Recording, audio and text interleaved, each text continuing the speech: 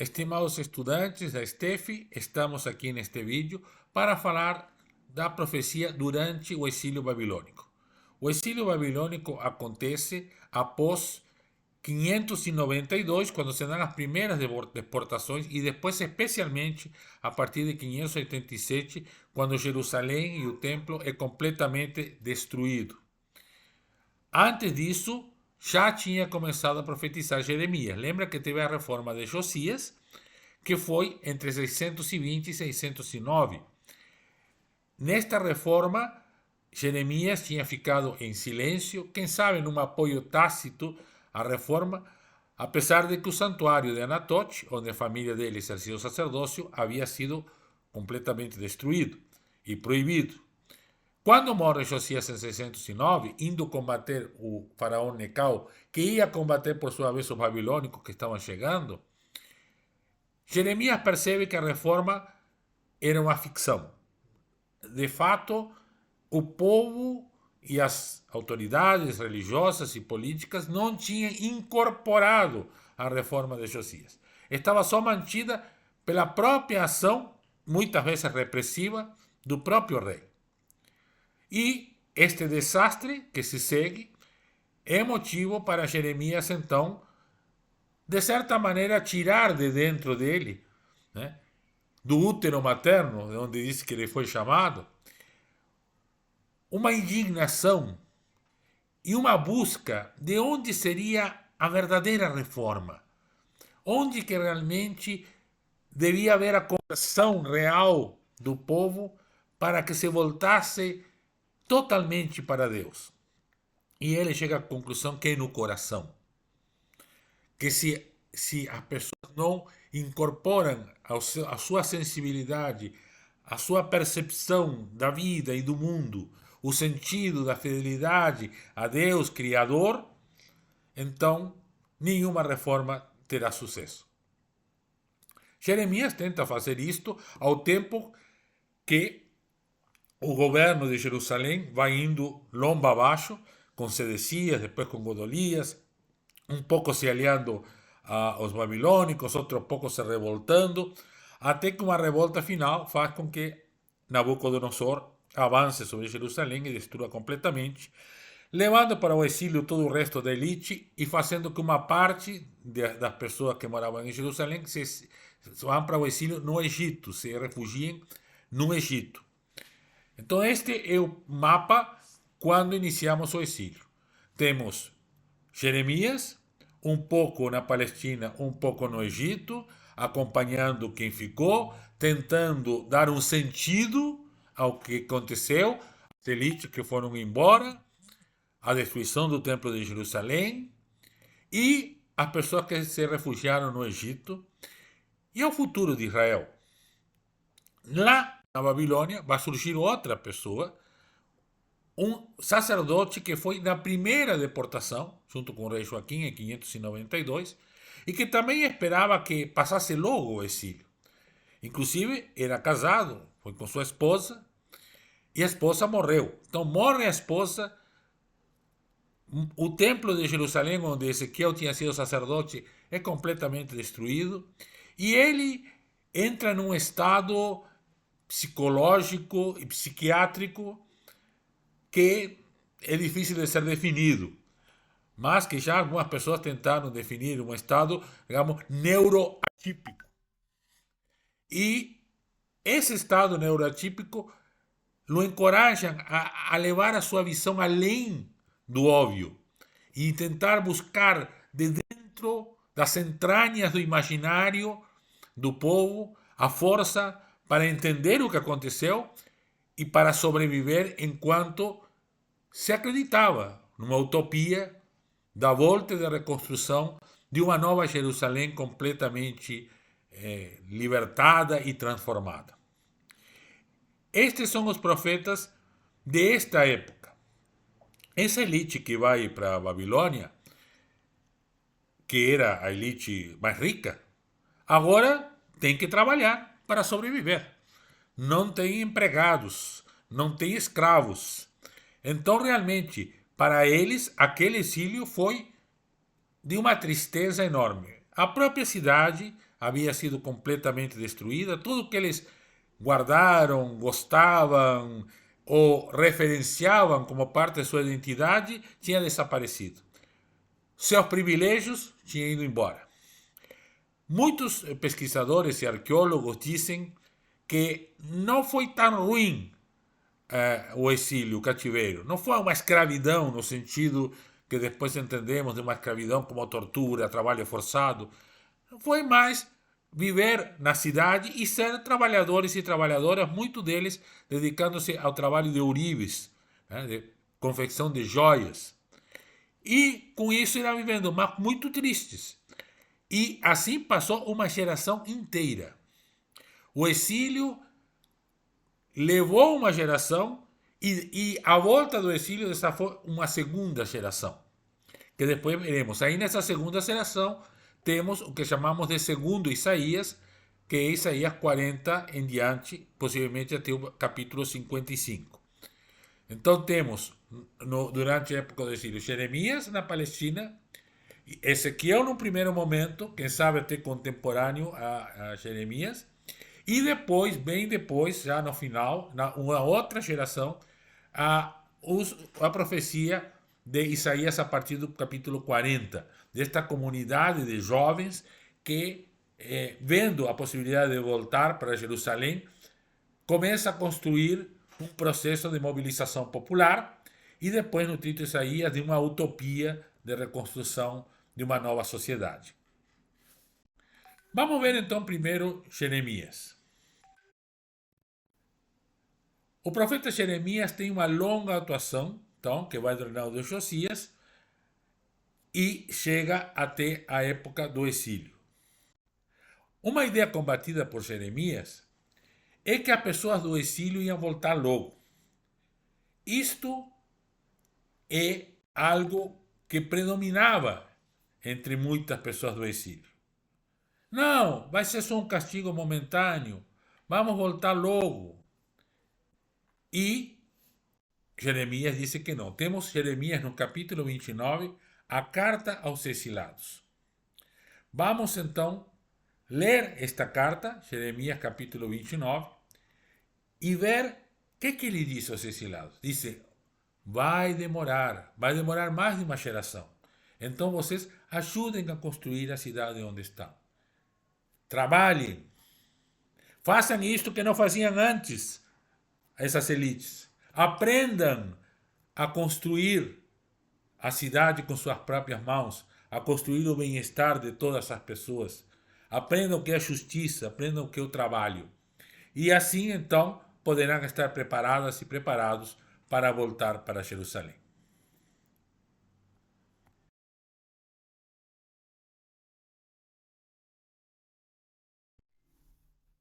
Espero que tenham pausado e lido Jeremias 29 e aquela mensagem que ele dá ao povo exilado. Mas a quem dirige essa mensagem? Essa é uma coisa interessante.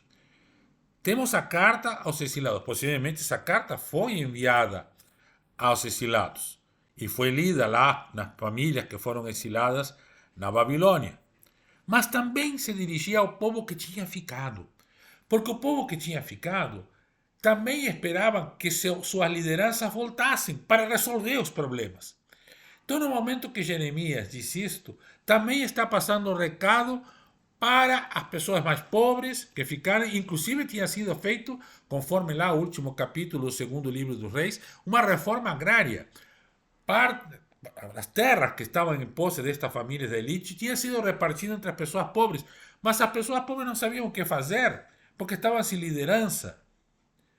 Choravam nos muros de Jerusalém, naquele livro que vem junto com Jeremias, Lamentações, que hoje sabemos não é da autoria de Jeremias, até porque tem algumas partes que discordam da posição de Jeremias, mas que foram contemporâneas, ou seja, o povo estava lá se lamentando nas ruínas de Jerusalém, chorando, sem saber o que fazer, e Jeremias então lê esta carta para o povo exilado, mas também para as pessoas que ficaram, dizendo: vamos ter que se organizar, porque não vamos esperar que as elites voltem para nos dizer o que fazer. A gente vai ter que encontrar esse caminho. E ele vai fazer isto um pouco mais para frente, quando ele vai comprar um terreno. Jeremias, né, no capítulo 32, né, a gente vê em 32, 6 a 15, ele resolve resgatar um terreno da sua família, usando qual direito? Qual norma? A norma tribal, a forma do costume tribal que existia antes da monarquia. Então, vamos nos organizar com a posse da terra, com nossas famílias, para nós também aqui na Palestina irmos resistindo enquanto Deus não reconstrói ou nos dá a possibilidade de reconstruir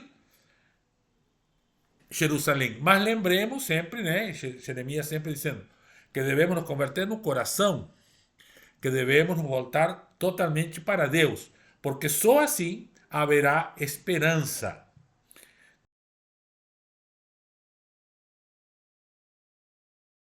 Fazendo isso. E no capítulo 44, é outro lugar que vocês têm que ler. Então, leia depois 32, 6 a 15, está lá no PowerPoint, para ver então como Jeremias faz este processo de retomada do direito tribal e da posse da terra pelas famílias para reorganizar a vida do povo que ficou. E em Jeremias 44, ele vai buscar as pessoas que se haviam exilado no Egito. E lá, quem liderava eram as mulheres. Veja, e esta é uma coisa interessante. Na época de Josias, apesar de Josias consultar a Hulda, uma profetisa mulher, a repressão de Josias contra os cultos fora de Jerusalém se direcionou em muito contra os cultos das mulheres, porque as mulheres tinham uma visão aberta de fé, uma visão sincretista, uma visão que incluía outras manifestações da divindade, e não via nisso uma contradição com Javé. Os homens, não. Os homens queriam impor um único culto, o seu poder sacerdotal, né? Quando Josias morre, o culto das mulheres se retoma. Inclusive, quando Jeremias vai lá cobrar delas, que estavam fazendo culto a esta divindade chamada Rainha dos Céus, ela disse, mas antes lá em Jerusalém não fazíamos o culto à Rainha dos Céus. E até os homens iam procurar lenha para não fazer os bolos, porque era bolo, né? Que se fazia um bolo para fazer este culto. Então, já em Jerusalém, se fazia esse culto e as mulheres não havia nenhum problema com isso. E até os homens participavam. E no Egito, eles continuam este culto à Rainha dos Céus. Depois você pode traçar qual seria o paralelo com outras divindades, mas não interessa muito esse paralelo. Interessa que havia um culto a uma divindade feminina, a Rainha dos Céus. Jeremias vai falar primeiro com os homens, tentando que os homens obriguem as suas mulheres a deixar o culto à Rainha dos Céus. Mas os próprios homens não têm esse poder e as mulheres assumem a palavra e então fazem esta resposta para Jeremias. De certa forma, a campanha de Jeremias no Egito é um fracasso, porque as mulheres continuam o culto à Rainha dos Céus. Mas demonstra como havia esta visão do poder das mulheres e da espiritualidade feminina dentro de Jerusalém e que nunca foi tão monoteísta assim como nos fazem acreditar. Sempre houve um sincretismo, muito no Reino do Norte, que nós sabemos, né, com Baal e Javé, o becerro de ouro, enfim, falamos disso, mas também em Judá, onde aparentemente o templo de Jerusalém e o culto a Javé era que predominava, ou alguns cultos assírios, porque tinham sido trazidos de fora. Não, sempre houve sincretismo e as mulheres eram as principais responsáveis em ter cultos a divindades femininas, que eram divindades geralmente da fertilidade, do amor e até da guerra.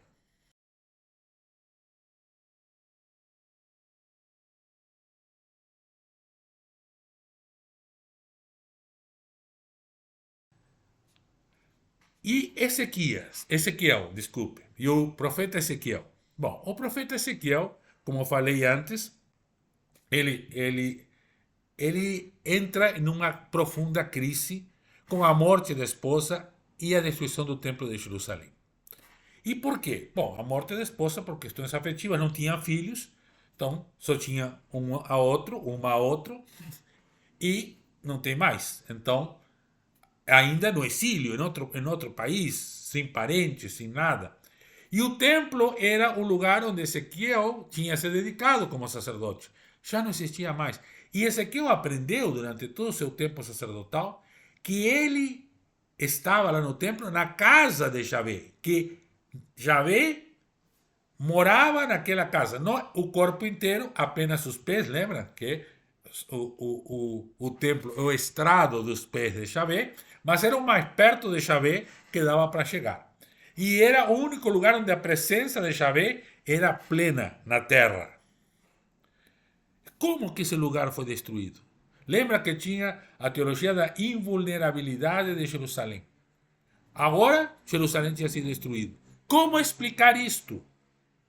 Como explicar que o povo foi parar na Babilônia? Como explicar a relação entre esse povo e o povo que ficou? De quem era a culpa? Será que Javé tinha sido derrotado por Marduk, o deus da Babilônia? Então, tudo isso faz que Ezequiel assuma este papel e o faça através do imaginário. Então, se Jeremias é o profeta do coração, mesmo que se engane, né, em algum momento, querendo convencer as mulheres de deixar o culto à Rainha dos Céus e fracassando, mas seguindo o caminho de ir até o coração das pessoas, não a imposição violenta da fé, Ezequiel vai apelar para o imaginário. O que é o imaginário? É aquilo que somos capazes de construir. E o imaginário se constrói principalmente com a memória. Só que o imaginário é mais do que memória. Não é recriação do passado, no sentido de ser exatamente igual. É uma reconstrução a partir do passado. Anamnesis, a memória viva. Então, Ezequiel vai usar o imaginário para ajudar o povo a entender o que aconteceu, o que estava acontecendo na Babilônia e imaginar o que poderia acontecer se seguissem acreditando em Javé. No capítulo 1 e 2, começa a profecia de Ezequiel exatamente em 587, quando o templo foi destruído.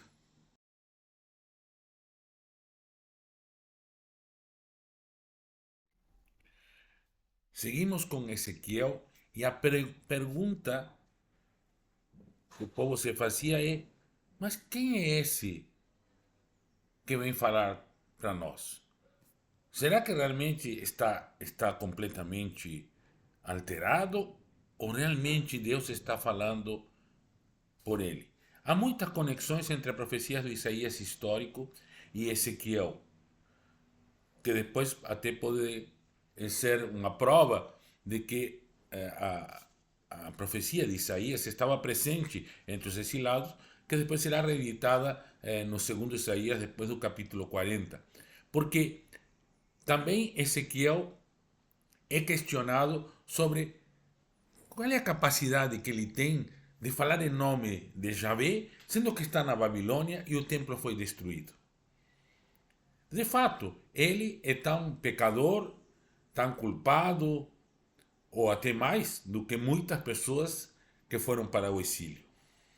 Então, Ezequiel vai usar a imagem, a primeira imaginária, de engolir um rolo. Um rolo quer dizer um livro, né? É a forma como as escrituras eram apresentadas. Se vai engolir um rolo, que rolo seria esse? Né? Possivelmente, todo mundo vai dizer, não tem que ser a Torá, tem que ser o rolo dos rolos, né? O livro dos livros, o livro da lei, né? o Pentateuco. Né? E a partir de então de engolir a revelação de Javé, como Deus do seu povo, ele então convida o povo a ver através da fala e das ações dele a presença de Javé no meio do seu povo. Essa é toda a ênfase de Ezequiel. Enfatizar que Javé está presente aí na Babilônia, junto ao rio Quebar, junto ao seu povo. E que através dele vai se manifestar e orientar o povo sobre como refazer, como reconciliar como refazer a comunhão entre Deus, aquele Deus que ficou lá em Jerusalém, e o povo que foi lá para a Babilônia, tornar de novo um só povo e um só Deus. Então, no capítulo 3, ele engole o rolo, né? Ele me disse, filho do homem, come o que tens diante de ti. Come este rolo e vai falar à casa de Israel. Eu abri a boca e ele me fez comer o rolo, dizendo, filho do homem, alimenta teu ventre e sacia as entranhas com este rolo que te dou. Eu comi e era doce como mel em minha boca. E ele me disse, filho do homem, vai e dirige-te à casa de Israel e fala-lhes com minhas palavras. Pois não é a um povo de fala estranha e língua pesada que foste enviado, mas à casa de Israel. Nem a povos numerosos de fala estranha e língua pesada, cujas palavras não entendem. Se a eles tu enviaste, haveriam de escutar-te. Então, por que fala de língua pesada e fala estranha? Porque ele está num lugar estrangeiro, onde só ele fala em hebraico. Então, ele resgata esse único vínculo cultural que ainda mantinha como um pequeno fio unido àquele povo que era a língua hebraica, e disse, não, eu vou lhe falar na língua de vocês. É para vocês, na língua de vocês, o Deus de vocês, que vem falar com vocês. Aí depois ele vai falar que ele é um sentinela, um vigia, né? Então isso continua aí no capítulo 3, né? Falando que de fato, quando Ezequiel volta ao passado, volta para a culpa. Havia muita culpa no meio desse povo. A culpa aliás, uma das maiores causas de transtornos psicológicos, né? A culpa da pessoa, a pessoa que se sente culpada e não consegue superar a culpa e transformá-la em responsabilidade. Então, não ser mais uma culpa, que é algo insuperável, e passar a ser uma responsabilidade que é algo superável. Ou seja, eu posso exercer alguma ação que me torne e me faça responsável pelo presente e pelo futuro. A culpa fica no passado, mas ele vai resgatar essa culpa, e primeiro, a primeira ação é ele ficar mudo, ele não falar, né? Amarrado e mudo, como um prisioneiro. Então, ele se torna um próprio prisioneiro, fazendo com que o povo veja nele a sorte do mesmo povo. Depois ele vai fazer no capítulo 4, várias ações simbólicas, né? Ele diz, toma uma chapa de ferro e faz dele uma muralha de ferro entre ti e a cidade. Fixa nela o olhar enquanto a cidade estiver sob assalto e tu a atacares. Isto é um símbolo para a casa de Israel. Quer dizer, ele volta lá para quando Jerusalém foi atacada, quando foi destruída. Convida as pessoas a voltar, a ir lá e trabalhar dentro deles toda a dor, toda a frustração, todo o sofrimento que foi todo este período, desde a primeira deportação, o primeiro ataque, até a destruição total do Templo de Jerusalém. Porque quando chega lá no Templo de Jerusalém, ele vai ter que responder essa perguntinha, que é a maior de todas as perguntas. Cadê Yahvé e o que aconteceu com a casa de Deus? Né? Então ele vai fazendo essa ação simbólica no capítulo 4, depois no capítulo 5 ele corta os cabelos e a barba com uma espada afiada, os cabelos e a barba, né? Tem várias imagens no Primeiro Testamento, dos homens, era sinal de dedicação a Deus, né? Lembra que os nazireus não cortavam nem o cabelo, nem a barba. João Batista é um caso desses. Por isso Jesus sempre é representado com cabelo e com barba, porque era sinal de consagração a Deus. A espada quebra essa consagração. A espada é sinal da opressão, da violência, do imperialismo, que levou estas elites, que também eram culpadas por esse mesmo processo de opressão, para esta situação onde agora são vítimas da opressão. Aí o anúncio da destruição, então ele anuncia de novo a destruição de Jerusalém, para que o povo reviva e entenda por que Jerusalém foi destruída. Qual era o tamanho do mal que tinha sido aí desenvolvido, com muitos profetas que tinham avisado desse mal. Aí também lembrar que não era só Javé adorado em Jerusalém, mas muitas outras divindades. Então, agora reclamavam que Javé os tinha abandonado, mas eles tinham abandonado Javé muito antes. E aí sim são os cultos assírios, que eram os cultos dos poderosos, o culto do império que os dominava. Então, as classes mais abastadas, as elites, chamadas elites, né? Também, né? As classes abastadas, as classes dirigentes, as classes governantes, não só adoravam Javé, adoravam também as divindades assírias, porque eram as divindades do poder, as divindades dos poderosos. Então ele faz lembrar tudo isso, né? E aí, então, começa a anunciar que vai vir o fim. No capítulo 7, a partir do versículo 5, vai dizer: E assim diz o Senhor Deus: desgraça sobre desgraça é que se aproxima. Vem o fim vem. Já desperta contra ti, está chegando. Chegou tua vez, habitante do país. Vem o tempo, o dia está próximo, e o pânico em vez da alegria nas montanhas. Logo mais derramarei meu furor contra ti, e contra ti saciarei a minha ira. Vou julgar-te conforme tua conduta e punir-te por todas as abominações. Não terei dó nem piedade. Vou tratar-te conforme tua conduta e tuas abominações estarão no meio de ti. Assim sabereis que eu sou o Senhor que castiga. Esse castigo já tinha acontecido.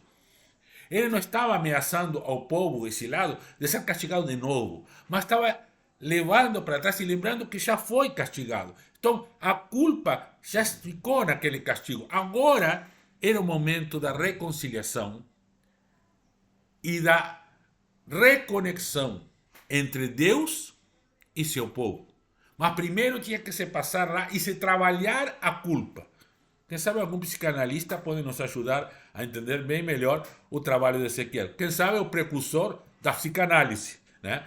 O Ezequiel, mas com atos simbólicos que ele fazia para chamar a atenção do povo e para convidar o povo a viajar no seu imaginário. Realmente a profecia de Ezequiel é uma grande viagem para o passado, para chegar ao presente e para projetar o futuro. E aí seguimos andando. No capítulo 8, nós temos um momento muito importante. Eu vou convidar vocês depois a ler um pedaço, vou colocar aqui para ler e refletir um pedaço do capítulo 8. Né?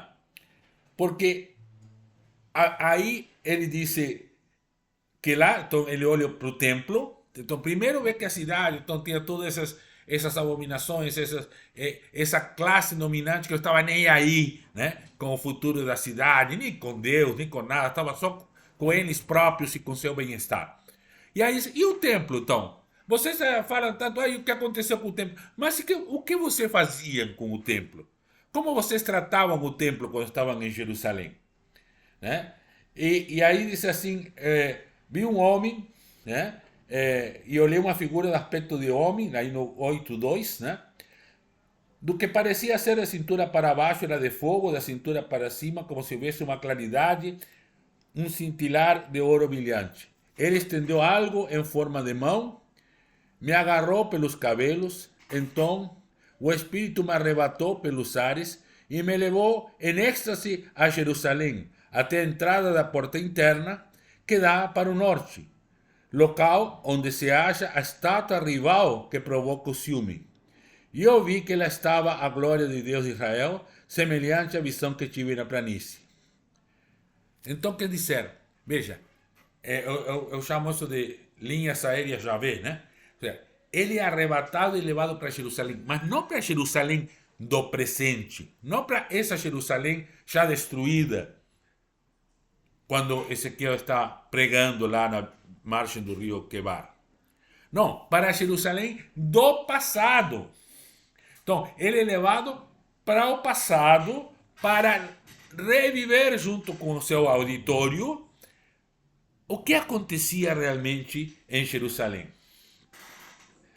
E aí disse, depois me introduziu no pátio interno do templo do Senhor. Então ele chega, é uma viagem, ele vai fazendo o percurso pelas ruas, como se chega ao templo, e aí tem o pátio interno. O pátio interno só entravam algumas pessoas autorizadas, só homens e sacerdotes, os levitas, né?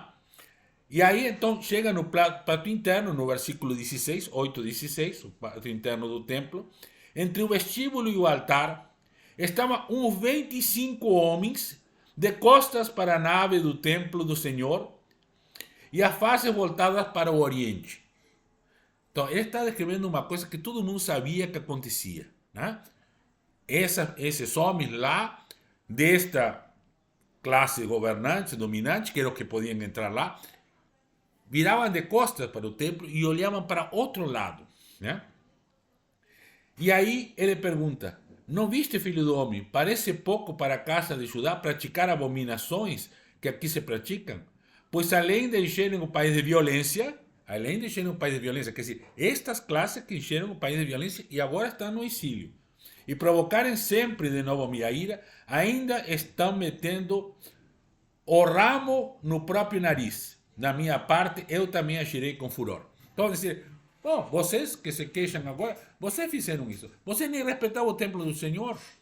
Não respeitavam isso. Vocês usaram a própria fé em Yahvé para vocês, para seus próprios interesses, para continuar praticando a violência. E aí, então, no capítulo 9, vem a visão do castigo da cidade, né? Então, aí o templo vai ser destruído, né? Então, aí vem percorrei a cidade e dele feri sem dó nem piedade, matai velhos, rapazes, moças, mulheres, crianças, matai todos até o extermínio. Então, é a visão do que faziam os impérios quando chegavam para atacar, esses genocídios, esse morticínio, né? Que fazem sempre e continuam fazendo até o dia de hoje, né? Porque quando estas forças avançam é para eliminar todas as ameaças e tudo para eles é ameaça. Eles querem eliminar tudo para tomar conta de tudo. E assim foi também em Jerusalém. Naquele momento, lembrar toda a dor, o sofrimento que foi ver tudo isto acontecer. E aí, então, no capítulo 10, vai se responder a pergunta: e cadê Yahvé? Tudo bem, Yahvé autorizou tudo isso. Tudo isso fazia parte de um merecido castigo destas classes que foram para o exílio. Agora, cadê Yahvé? Vamos ler o capítulo 10, no versículo que eu vou colocar aqui no texto, e ver o que Ezequiel, de como Ezequiel resolve a questão de para onde foi Yahvé depois da destruição do templo.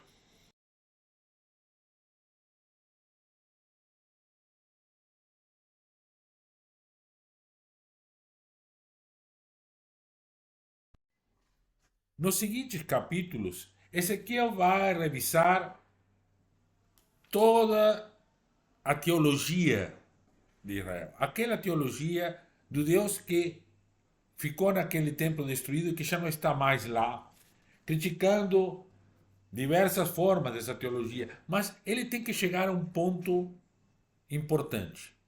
O que fazer com a culpa? Porque lá em Êxodo 20, nos mandamentos, dizia que Deus castiga a culpa até a quarta geração. Então, tá bom, Deus está junto com o povo, lá no rio Quebar, lá em Tel Aviv, no Monte da Primavera, mas será que está aí para continuar a castigar esse povo até a quarta geração? Então, como haverá esperança? Aí no capítulo 18, ele vai dizer que havia um provérbio, 18:2. Que provérbio é este que andais repetindo na terra de Israel? Então havia um provérbio que era repetido. Os pais comeram uvas verdes e os dentes dos filhos ficaram embotados. Quer dizer, os pais praticaram o mal e a culpa foi paga pelos filhos e filhas. se esse ditado fosse verdade, não haveria esperança para as próximas gerações. Então ele vai dizer: não, se a pessoa justa observa o direito e a justiça, ela terá vida. E quem peca é essa pessoa que terá que sofrer as consequências do pecado. Mas isto salva a futuras gerações. E esta geração que tinha pecado? Aí então ele vai avançar um pouco mais, né? Dice: mas se ele tiver um filho que, apesar de ter visto todos os pecados que o pai cometeu, estamos no versículo 14, 18, 14.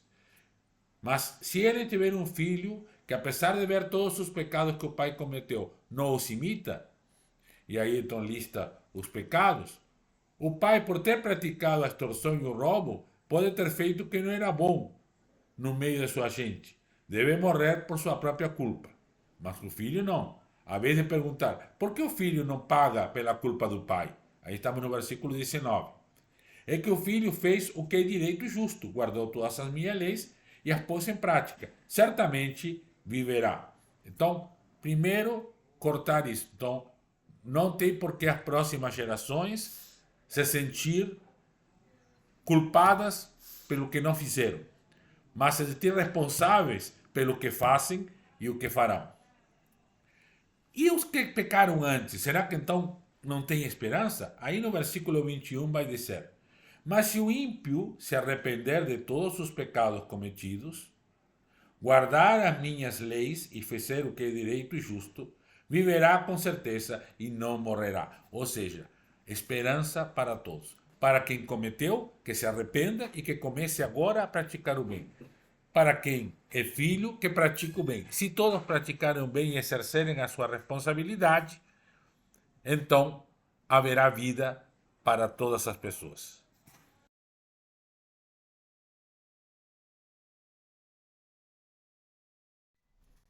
Nos capítulos que seguem a superação desta teologia da culpa, que passava de uma geração para outra, temos uma grande confissão. Agora temos um grande confessionário.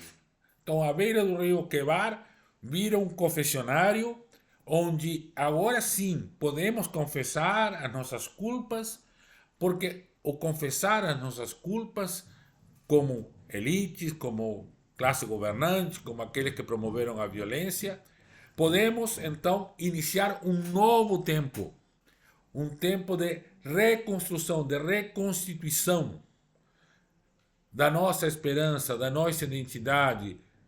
Podemos abrir o horizonte do futuro. Então, Ezequiel vai ir revisando, né, a rebeldia de Israel no capítulo 20, o castigo que sofreu Jerusalém, os crimes de Jerusalém no capítulo 22, os pecados de Jerusalém e de Samaria no capítulo 23.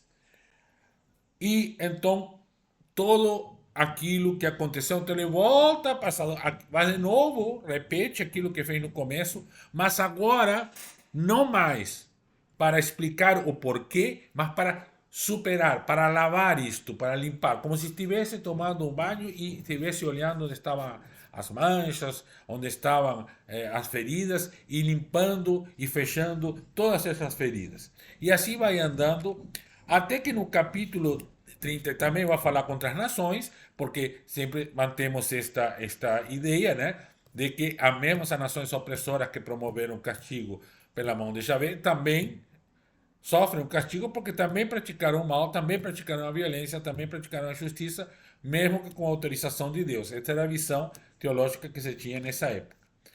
Quando chegamos ao 33, então, inclusive contra o Egito também é falado, então começa a abertura do horizonte, né? Então, de novo, aparece o profeta como vigia, como sentinela. Lembra? Como lá no começo, ele está vigiando. Só que em vez de olhar para trás, ou olhar para esse momento, começa a olhar para longe, né? Começa a olhar para frente. E então diz assim: há uma possibilidade de salvação. Lá no capítulo 33, no versículo 10. Quando a ti, filho do homem, diz a casa de Israel: Assim que disseis, nossos crimes e pecados pesam sobre nós, e por causa dele estamos definhando. Como podemos viver? Dizei-lhes, juro por minha vida, oráculo do Senhor Deus, não tenho prazer na morte do ímpio, mas até que ele mude de conduta e viva. Mudai, mudai de conduta, porque não havereis de morrer, porque haverias de morrer, se não mudasses de conduta, casa de Israel. É aí no versículo 10 e 11. Então, é a absolvição. Né? É a absolvição, se muda de conduta, e então tereis um novo tempo. E aí, então, nos 34, a grande denúncia contra os maus pastores de Israel. Então, a mudança de vida após a absolvição está em não seguirmos mais, não sermos mais aqueles maus pastores que se aproveitaram do povo.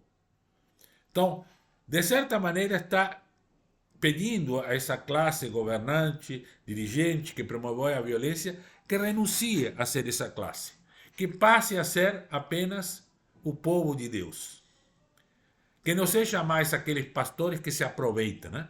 No capítulo 34. Este capítulo 34 de Ezequiel vai ter o paralelo em João 10, lá, quando fala do bom pastor e dos mercenários. Então, ele vai fazer isto e diz, né? Por isso, no versículo 34, 7, por isso, pastores, ouvi a palavra do Senhor.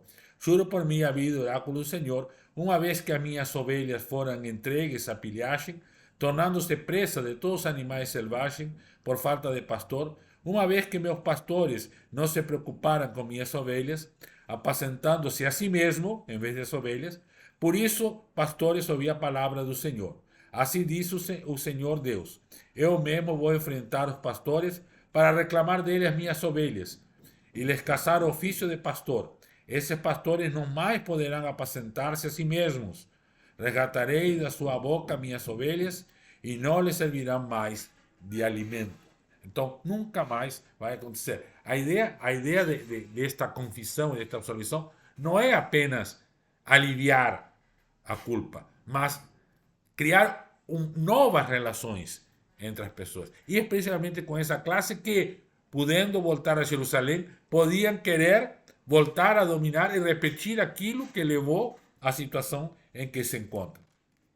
E é claro, depois vai ter mais algumas profecias contra Edom, que foi um grande traidor, digamos assim, é o símbolo da traição, né, porque se aliou aos babilônicos, né? A renovação do país, então convida a começar a sonhar. No 37 é a visão do Vale dos Ossos Secos. Então, ele tem uma visão de seu povo sem nenhuma esperança, como ossos secos. E ele pergunta, será que esses ossos poderão viver de novo? Né? Bom, todo mundo sabe que não, são ossos secos. Não pode, disse, pode. Então, quer dizer, aquilo que depois o apóstolo Paulo vai falar da esperança contra toda esperança. Né? Para Deus não há desespero insuperável. Não no sentido ilusório. Não no sentido, veja, que Ezequiel mesmo se desvendando de uma realidade opressora, ele retoma a realidade através do imaginário, assume a responsabilidade, supera o mal dentro das pessoas e cura as pessoas, não só a ele, mas as outras pessoas junto com ele, habilitando-as a assumir a responsabilidade sobre o seu presente e a assumir a coragem, a ousadia de sonhar com o futuro, a dar aos ossos secos vida. Então vamos ler o capítulo 37, dos versículos 1 até o 14, para entendermos o que significou isto para esse povo desanimado. E como hoje é importante, porque como estamos desanimadas e desanimados, vendo este planeta indo água abaixo, fogo abaixo, temperatura acima, vendo a injustiça, a guerra, o genocídio, as armas proliferando, quando esperávamos uma humanidade melhor, uma humanidade com mais consciência de si própria e da sua relação com todas as outras criaturas e com o meio ambiente. Será que não somos também nós ossos secos? Vamos ler o texto e depois seguimos conversando.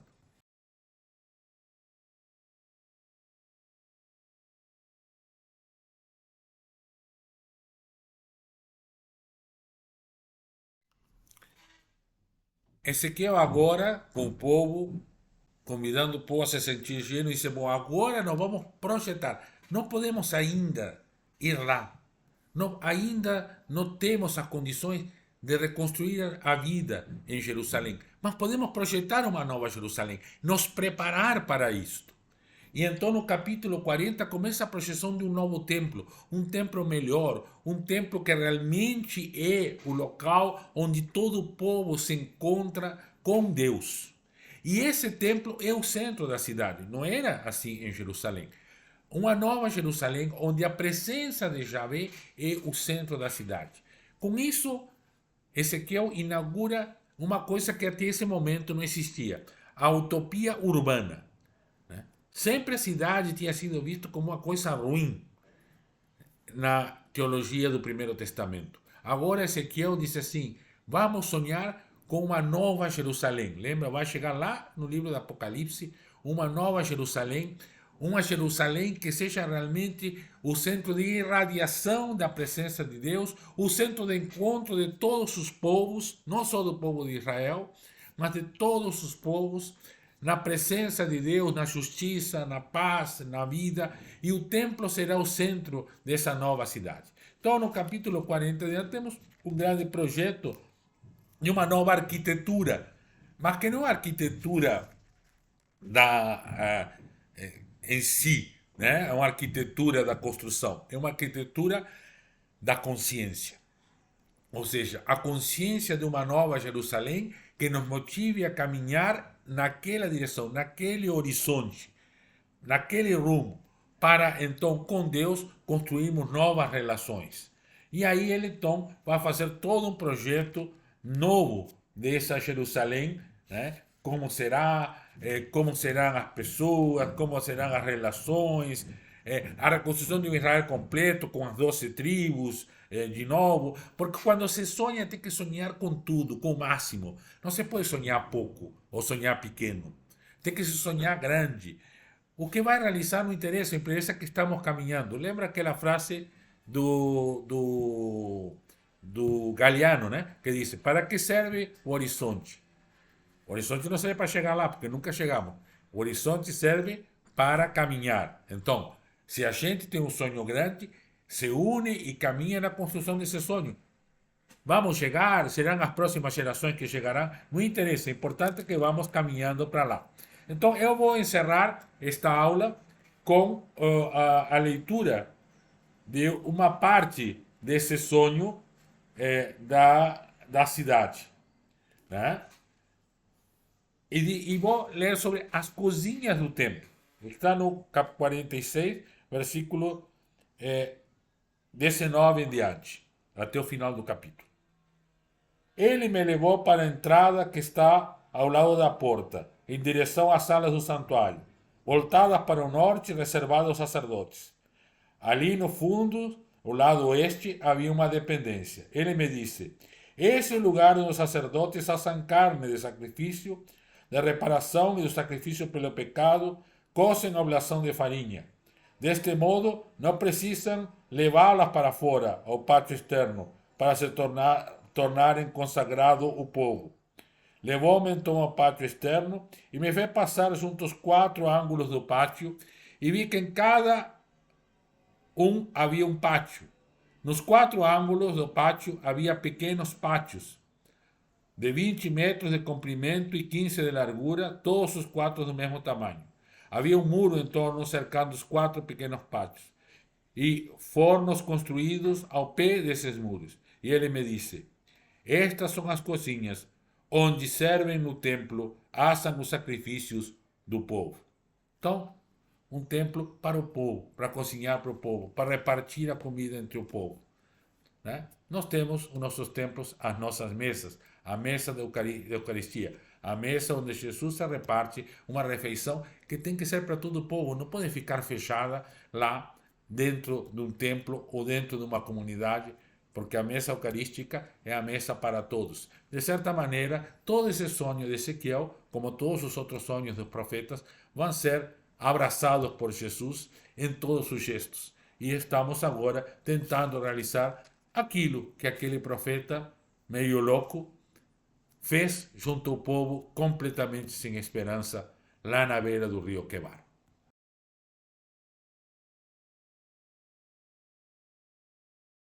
Chegamos ao que chamamos de segundo Isaías, Deutero Isaías, ou como diz Carlos Mestres, Isaías Júnior, a partir do capítulo 40 do livro do profeta Isaías. E como sabemos que este texto não é mais do Isaías histórico? Bom, Isaías histórico terminou de profetizar em 701, quando não se cumpriu a profecia que ele e Miqueias tinham dito de que Jerusalém cairia sobre o Império Assírio. Este império, então, acabou, o Império Babilônico veio, e agora havia a possibilidade do Império Babilônico também cair. Um novo império se levantava, o Império Persa. E já havia pessoas de origem israelita junto ao Império Persa. Parece que estas notícias chegaram à Babilônia, dizendo que, caso vencesse Ciro, ele decretaria a volta dos exilados, das famílias exiladas, para Jerusalém e a reconstrução do templo. É interessante que esta geração não continua a profecia de Ezequiel. Parece que Ezequiel não pegou muito entre a nova geração. Foi mais um afago, uma força para a geração que chegou junto com Ezequiel. Precisamos uma linguagem nova. Essa coisa das novas gerações não é a mesma linguagem. Precisa uma linguagem nova para estimular a esperança. Uma forma nova de chegar ao povo, de chegar ao coração das pessoas. E então precisava de ser feito isso para mobilizar o povo e para que fosse possível ter pessoas que voltassem para Jerusalém caso Ciro vencesse, ou o Império Persa vencesse o Império Babilônico. E como é feito isto? Bom, a abertura do livro se chama Livro da Consolação, porque começa dizendo: consolai, consolai o meu povo. E logo depois vai ter aquela imagem que depois vai ser usada lá no Novo Testamento, o Segundo Testamento, para falar de João Batista, de preparar o caminho. De fato, esta geração é chamada a preparar o caminho, a mobilizar o povo na possibilidade de um retorno a Jerusalém e da reconstrução do templo. Começa em 41.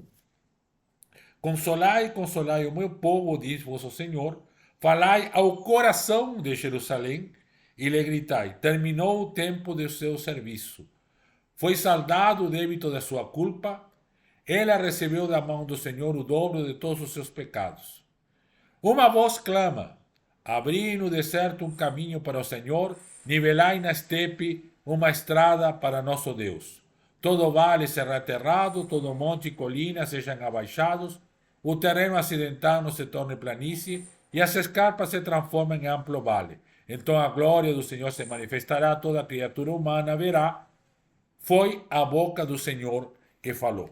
Então, um grande processo de mobilização popular, liderado pela juventude, pelas juventudes, pela nova geração que abraça aquela utopia, aquele sonho e diz: agora é possível sim realizarmos o sonho de uma nova Jerusalém, mas precisamos nos mobilizar e nos mobilizar rápido. Como sabemos que é uma nova geração? Como sabemos que isto não é do Isaías histórico?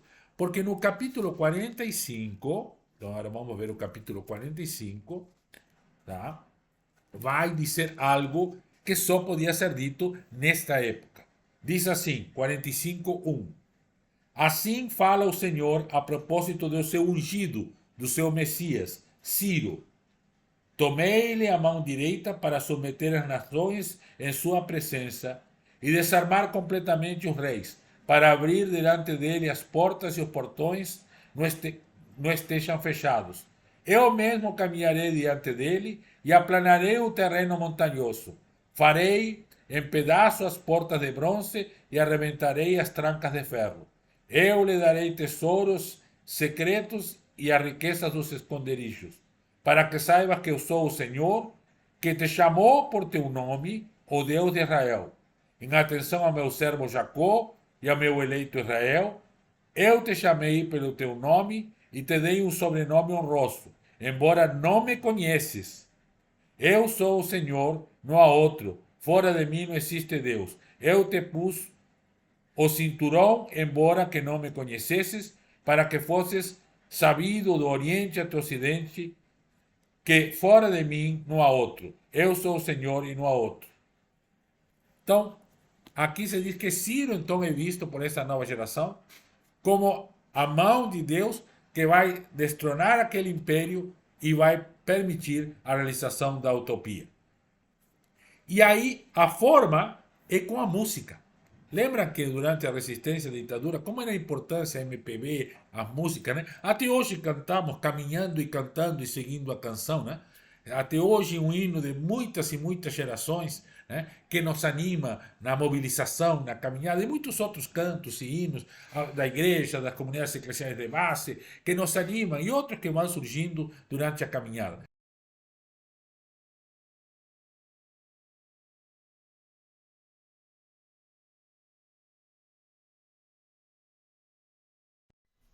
Então, queridos estudantes, fica um vídeo bem comprido.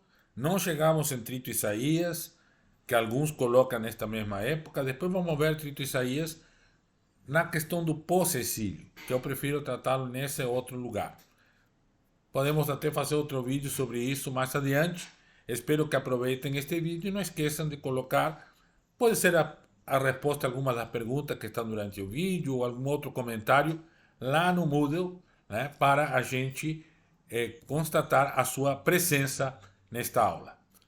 Paz e bem, e que o mesmo Deus Javé, que alimentou a esperança deste povo diante de tantos desafios, que ajudou e quis que as classes dirigentes que promoviam a violência se convertessem e vivessem em paz e harmonia com todo o povo, que nos transformou em novas pessoas, e nos mobiliza e nos chama, continua estando com todos e todas nós, hoje e sempre. Amém.